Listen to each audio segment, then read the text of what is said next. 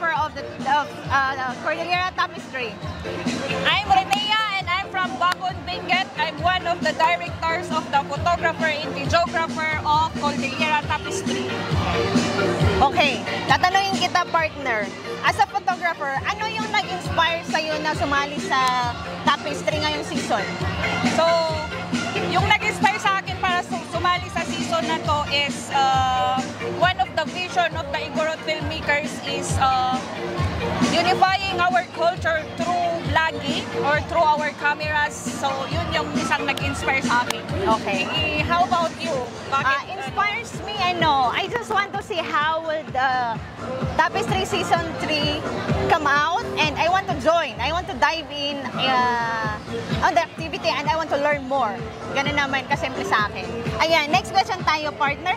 What was your very struggle when handling photographers or working with co-photographers or handling photographers in the season? So far, wala naman akong naging struggle. Medyo meron lang tayong mga hindi, pero I manage how to do it properly. So, yun.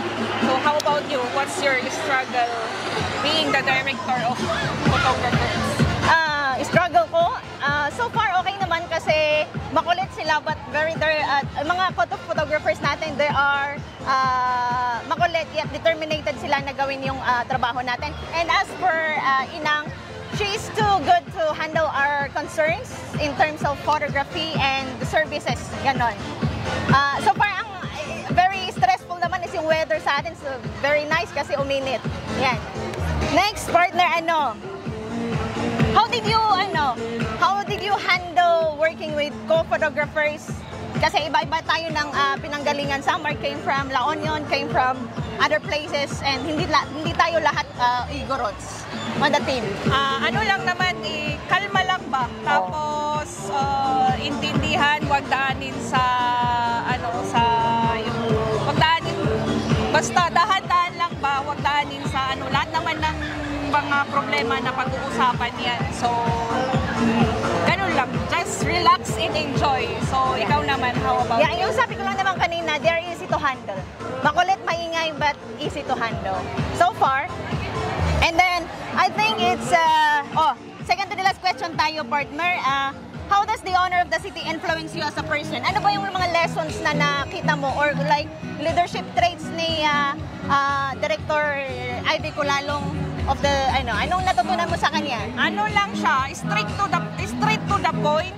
Gawin mo to tapos may trust siya sa mga kasama niyang nagtatrabaho. Yun lang. Ang gusto ko sa kanya is yung pagka-stricto na yes, tama yung sabi mo na may trust sa pag binigay yung trabaho sa'yo, alam niyang gagawin mo kasi she hires you kasi she knows you have the potential for the work. Ganun lang kasimple. And the last one, anong natutunan mo dito sa season na to? Although it's not yet finished though, anong natutunan mo? Like, marami. I learned how to handle co-photographers in videographer. Although mahirap siya, pero I learned how to adjust. Ganun. How about you? Natutunan ko mag-lower ng temper. Ate, agararamig kami ko natutunan ko nagbaba ng temper. Hindi naman sa mataas yung ko, pero I've learned how to manage and talk with different mga kasama natin na hindi rin natin yung bang Yes, kasi minsan iba, the way we raise, the way we talk is very different from them. So, doon ko naman nasabi na, oops, limit tayo dyan. So, that's it, I think, for today. That's it, and let's enjoy watching our Cordillera Tapestry and have fun. Yes, thank you! Bye-bye! May gate! Ay, ako kayo nga! Sige, may gate, lahat si Don Musika. Ate, may gatoy. May gata interview ako sika. Ayan. Interview ako sika. Ito mo dyan ba, Kwam? Kita interview ni Kwam. Damdama ka, next ka. May next ka. Okay. Ay! Ang simple lang sa question about you as di ba, director kay T Models? Handlers, isuna, di ba? Handler ka ba or director ka? Saklang kay director. O, director ito, walang tanong to. Ha?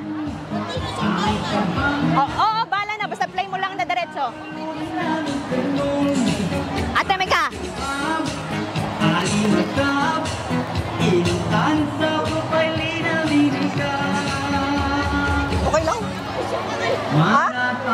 Ay, sorry. Ay, may tapiak?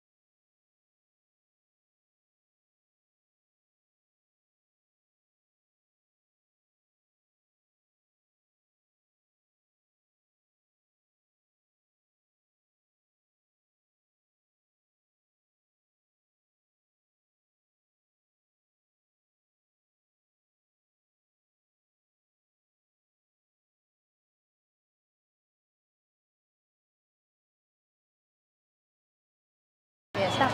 Tama. Eto, last na siguro to kasi pag may season 4 and andito ka pa, are you still part of season 4?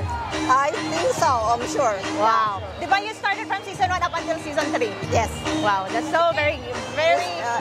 It's very nice to be a part of this because it's like, di ba, promote natin yung culture natin as Igorots and everything. Hindi lang yung damit. Yes, okay. That's what we have today. Miss Debbie is the Assistant Director of Tapestry Season 3. Thank you. Okay. Thank you.